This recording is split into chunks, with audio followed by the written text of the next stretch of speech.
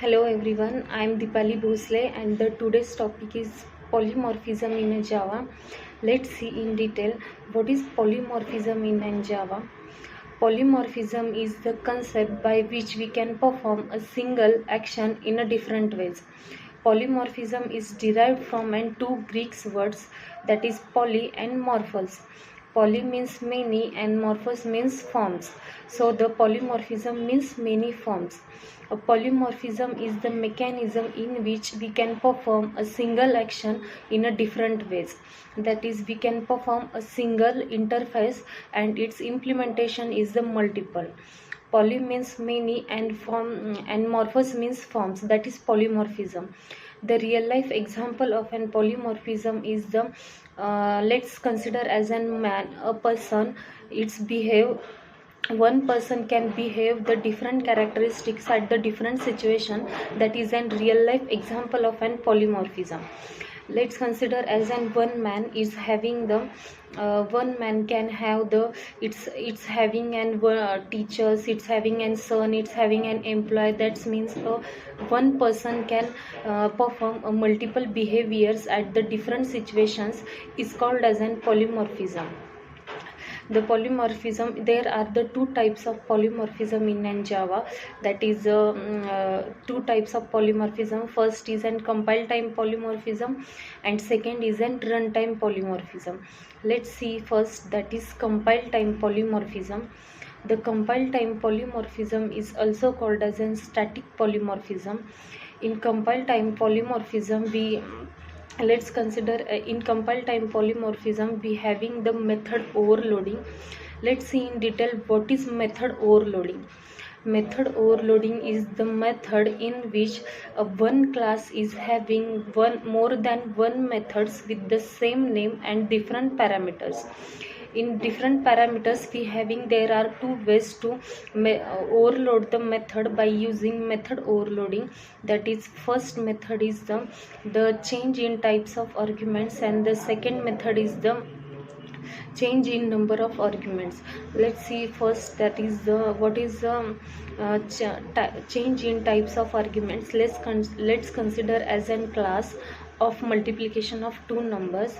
In that we take it as an one first method, that is the public static multiply. In that we take it as an parameter is int a and int b. In method body we return as a into b, and in second method we having the same method name, that is multiply, but we take it as an parameter is the double a and double b. That means the change in type of arguments parameter. Then we in method body we return as an a into b. That means the method multiply method is overloaded by change in types of arguments. It is the one of the way we can overload the methods by using the change in arguments. Then second method is the by change in number of arguments. That means we having the same class, that is multiplication of two numbers, and we having the first method, that is multiply of two numbers, and we take it as an parameter is the int a and int b, and in method body we return as an a into b. Then we consider as a second example, that is the method of multiply. Let's take in that we take it as an three parameters, that is int a, int b, int c.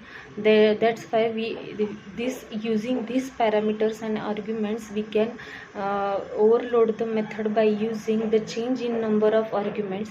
It is a second way of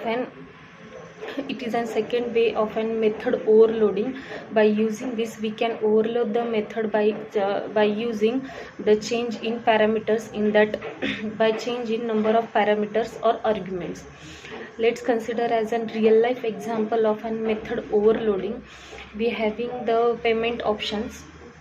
we having the e-commerce payment options like COD, credit card, net banking. That means one payment method is overloaded by the different ways. That is, we having the one payment method is performed by using the multiple forms.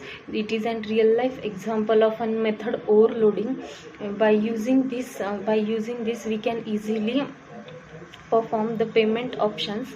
By using this we can easily perform the payment options like net banking, COD. Using these all methods we can perform a